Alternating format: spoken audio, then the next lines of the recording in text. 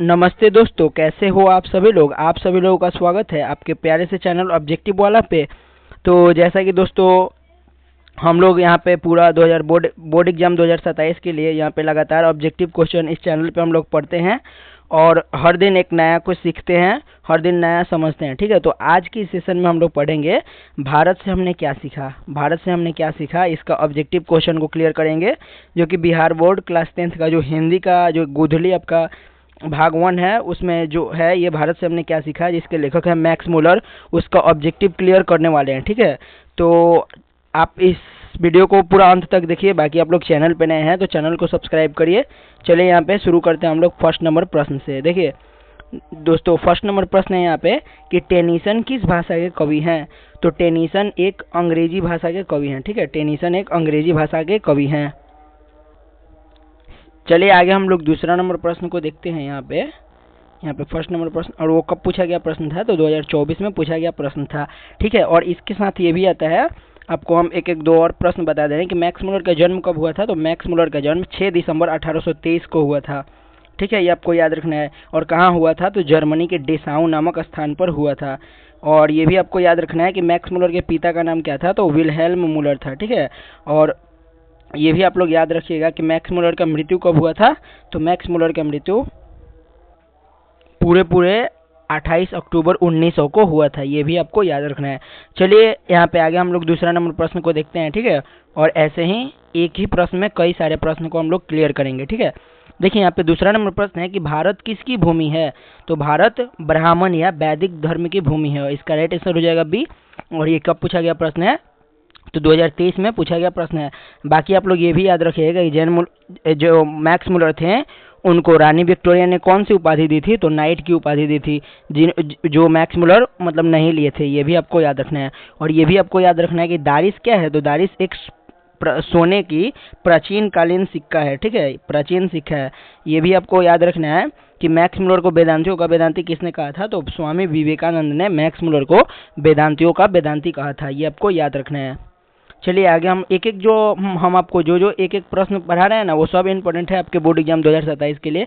तो अगर आप जुड़ गए हैं तो आप अंत तक वीडियो को देखिए, और बाकी आप लोग चैनल पे नए हैं तो चैनल को सब्सक्राइब करिए, इस वीडियो को लाइक करके एक प्यारा सा कमेंट करिए। ठीक है, चलिए यहाँ पे तीसरा नंबर प्रश्न है कि मेघदूत नामक जो पुस्तक है उसका अनुवाद मैक्स मुलर ने किस भाषा में किया। तो आप लोग जानते हैं कि मैक्स मुलर का जन्म जर्मनी के डेसाउ नामक शहर में हुआ था, और जो मैक्स मुलर थे वो जर्मन के थे। ठीक है, लेकिन फिर भी जो ये मेघदूत है ये कालिदास का पुस्तक है, इसको इन्होंने जर्मन भाषा में ये लिख दिया था। ठीक है, तो इसका राइट आंसर क्या हो जाएगा, डी जर्मन। ठीक है, मेघदूत नामक पुस्तक का अनुवाद मैक्स मुलर ने किस भाषा में किया, तो जर्मन में किया, ताकि जर्मनी के लोग भी वहाँ पे पढ़ सके। ठीक है, और आपको ये भी याद रखना है कि निर्वंश विद्या का संबंध किससे है, तो निर्वंश विद्या का संबंध वनस्पति विज्ञान से है। ठीक है, बाकी आपको ये भी रखना है कि भारत से हमने क्या सीखा है कि रचनाकार कौन है, तो मैक्स मुलर है। ठीक है, बाकी आपको याद रखना है कि वारेन हस्टिगल कौन था, तो भारत का गवर्नर जनरल था। ये भी आपको याद रखना है। ठीक है,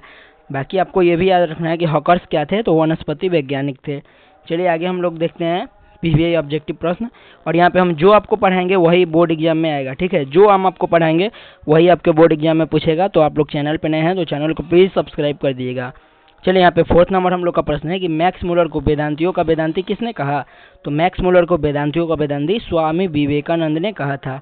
ठीक है, और क्यों कहा, क्योंकि वो जर्मनी के थे, फिर भी वो संस्कृत में इतने बने विद्वान बने। ठीक है, और जो महारानी विक्टोरिया थी जर्मनी की थी, वो मैक्स मुलर को नाइट की उपाधि प्रदान की थी, लेकिन जो मैक्स मुलर थे वो नहीं लिए। और मैक्स मुलर का जन्म कब हुआ था, तो 6 दिसंबर 1823 को हुआ था। उनके पिता का नाम क्या था, तो उनके पिता का नाम विल्हेल्म मुलर था। और जो मैक्स मुलर थे उनका जन्म कहाँ हुआ था, तो आधुनिक जर्मनी के डेसाउ नामक स्थान पर हुआ था। और कब हुआ था, तो 6 दिसंबर 1823 को। चलिए आगे हम लोग देखते हैं 5 नंबर प्रश्न को। चलिए यहाँ पे 5 नंबर प्रश्न है चलिए यहाँ पे 5 नंबर प्रश्न को हम लोग देखते हैं। यहाँ पे 5 नंबर प्रश्न है कि संस्कृत भाषा और यूरोपीय भाषा का तुलनात्मक व्याकरण किसने दिया। तो संस्कृत भाषा और यूरोपीय जो भाषा है उसका तुलनात्मक व्याख्यान मैक्स मुलर ने ही दिया था। और ये कब पूछा गया प्रश्न है, तो 2025 में पूछा गया प्रश्न है। तो ये भी आपको याद रखना है कि आपके बोर्ड एग्जाम 2027 में भी ये पूछ सकता है, ठीक है। ये काफ़ी वीवीआई, तो इसका राइट आंसर क्या हो जाएगा ए। और ये कब पूछा गया प्रश्न है, तो 2025 के बोर्ड एग्जाम में आपका पूछा गया प्रश्न है। चलिए आगे हम लोग देखते हैं 6 नंबर प्रश्न को। यहाँ पे 6 नंबर प्रश्न है हम लोग का। चलिए यहाँ पे 6 नंबर हम लोग का प्रश्न है कि महारानी विक्टोरिया ने नाइट की उपाधि प्रदान की किसे। तो महारानी विक्टोरिया ने नाइट की उपाधि मैक्स मुलर को प्रदान की, लेकिन मैक्स मुलर वो जो है नाइट की उपाधि वो इनकार कर दिए, वो लेने से मना कर दिए। क्यों मना कर दिए, क्योंकि वो नाइट का उपाधि उनको बहुत छोटा लगा, इसलिए वो मना कर दिए। चलिए ये भी आपको याद रखना है कि जो जनरल कनिंघम थे उनका संबंध किससे था, तो वनस्पति विज्ञान से जनरल कनिंघम का संबंध था। बाकी आपको ये भी याद रखना है कि भारत किसकी भूमि है, तो भारत ब्राह्मण या वैदिक धर्म की भूमि है। बाकी हम आपको शुरू में पढ़ाएं कि टेनिसन किस भाषा के कवि है, तो टेनिसन अंग्रेजी भाषा के कवि हैं। बाकी आपको ये भी याद रखना है कि मैक्स मुलर को वेदांतियों का वेदांती किसने कहा, तो स्वामी विवेकानंद के द्वारा मैक्स मुलर को वेदांतियों का वेदांती कहा गया था। चलिए यहाँ पे हम लोग 7वां नंबर प्रश्न को देखते हैं। यहाँ पे 7 नंबर प्रश्न हम लोग का कि नालंदा विश्वविद्यालय कहाँ स्थित है। तो आप लोग नालंदा के बारे में पढ़े होंगे, जो बिहार के वैशाली जिले में है। तो नालंदा विश्वविद्यालय बिहार के वैशाली जिले में है। और ये कब पूछा गया प्रश्न है, तो 2015 में बोर्ड एग्जाम में पूछा गया प्रश्न है। चलिए आगे हम लोग देखते हैं। उससे पहले हम आपको एक और बात बता दें कि आप लोग इस चैनल के साथ जुड़िए, क्योंकि अभी से लेके लगातार आपके बोर्ड एग्जाम 2027 तक ये चैनल लगातार आपको ऑब्जेक्टिव क्लियर कराती रहेगी, फोटो के माध्यम से समझाती रहेगी। हालांकि ये हिंदी है, इसलिए हिंदी में कोई चित्र नहीं आता, इसलिए इसमें नहीं है। बाकी आप कोई भी सब्जेक्ट उठा के देख लीजिए, उस सब में मैं चित्र के माध्यम से काफ़ी अच्छी तरह से पूरा 100 में 100% आपको देके समझाया हूँ, ठीक है। तो आप लोग इस चैनल के साथ जुड़िए। चलिए आगे हम लोग 8वां नंबर प्रश्न को देखते हैं। ये प्रश्न को हम लोग क्लियर कर लिए। चलिए यहाँ पे 8वां नंबर प्रश्न है कि जनरल कनिंघम का संबंध किससे है। तो जनरल कनिंघम का संबंध वनस्पति विज्ञान से है। बाकी आपको ये भी याद रखना है कि सबसे प्राचीन भाषा कौन है, तो संस्कृत भाषा है, ठीक है। बाकी आपको ये भी याद रखना है कि मैक्स मुलर के पिता का नाम क्या था, तो विल्हेल्म मुलर था। मैक्स मुलर का जन्म कहाँ हुआ था, तो आधुनिक जर्मनी के डेसाउ नामक स्थान पर हुआ था। और कब हुआ था, तो 6 दिसंबर 1823 को। उनकी मृत्यु कब हुई, 28 अक्टूबर 1900 को। सब आपको एकदम पूरा मुंह पे एकदम बोली पे याद रखना है कि कहाँ से पूछेगा बोर्ड एग्जाम, पूछो। मेघदूत का जर्मन भाषा में अनुवाद किसने किया, मैक्स मुलर ने किया। भारत से हमने क्या सीखा, ये क्या है, भाषण है, ठीक है। तो आपको एक एक प्रश्न को ऐसे याद करना है जैसे कोई एकदम पूरा कोई पूछे, एकदम शॉर्ट देकर आपको बता देना है, ठीक है। चलिए आगे हम लोग देखते हैं यहाँ पे 8वां नंबर प्रश्न को। नहीं, 9 नंबर प्रश्न ये देखिए। यहाँ पे 9 नंबर प्रश्न है कि 172 दारिस नामक सोने के सिक्के का घड़ा किसे मिला था और कहाँ मिला था। तो देखिए, जो उस समय के जो वारेन हस्टिगल थे ना, वारेन हस्टिगल उस समय के भारत के गवर्नर जनरल थे, ठीक है। तो उनको 172 दारिस नामक सोने का सिक्का का घड़ा मिला था। और कहाँ मिला था, तो वाराणसी में मिला था। वाराणसी के पास 172 दारिस नामक सोने के सिक्का का घड़ा मिला था। और ये भी आपसे पूछता है कि दारिस क्या है, तो दारिस एक प्राचीन सोने का सिक्का था, ठीक है। बहुत प्राचीन था, उसे अब अभी तक बचा के रखा जाता, तो बहुत प्राचीन होता। भारत के मतलब भारत को भी लोग वो सोने के सिक्के देखने कई राज्य से, कई देश से आते लोग, ठीक है। तो उस समय जो थे भारत के गवर्नर जनरल वारेन हस्टिगल, उन्होंने उसको ब्रिटिश इंग्लैंड में भिजवा दिया, इसके कारण वो आज नहीं है, ठीक है। तो इसका राइट आंसर क्या हो जाएगा, बनारस DCC कि 172 दारिस नामक सोने के सिक्के का घड़ा कहाँ मिला था, तो बनारसी में मिला था। और किसे मिला था, तो उस समय के भारत के गवर्नर जनरल वारेन हस्टिगल को मिला था। और दारिस क्या है, तो प्राचीन सोने का सिक्का है, ठीक है। चलिए आगे हम लोग देखते हैं। आगे हम लोग 10वां नंबर प्रश्न को देखते हैं। ये भी VVI है हम लोग के बोर्ड एग्जाम 2027 के लिए कि भारत से हमने क्या सीखा के रचनाकार कौन है। तो भारत से हमने क्या सीखा के रचनाकार है मैक्स मुलर। बाकी हम आपको एक और बात बता दें कि ये जो जितना भी है ना कवि और ये जो लेखक और जितने भी कवि हैं, कविता के लेखक हैं, और ये जो कहानी है आप लोगों का, या ये जो है भारत से हमने क्या सीखा भाषण है, जितना भी ये सब काम जल्दी ही ये जो ट्रिक के माध्यम से ये कवि का, लेखक का नाम याद करने के लिए वीडियो ला रहे हैं। तो बाकी आप लोग चैनल पे नहीं जुड़े हैं तो चैनल पे साथ जरूर जुड़िए, क्योंकि बहुत ही जल्द वो भी वीडियो आने वाला है, ठीक है। चलिए यहाँ पे 11 नंबर प्रश्न है कि निर्वंश विद्या का संबंध है।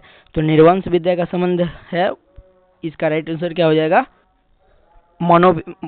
ये इसका राइट आंसर हो जाएगा मानव विज्ञान, ठीक है। यहाँ पे थोड़ा सा ये गलत है, यहाँ पे मानव विज्ञान राइट हो जाएगा, ठीक है। मानव विज्ञान, निर्वंश विद्या का संबंध है मानव विज्ञान से। बाकी आप लोग विज्ञान जोड़ लीजिएगा, ठीक है।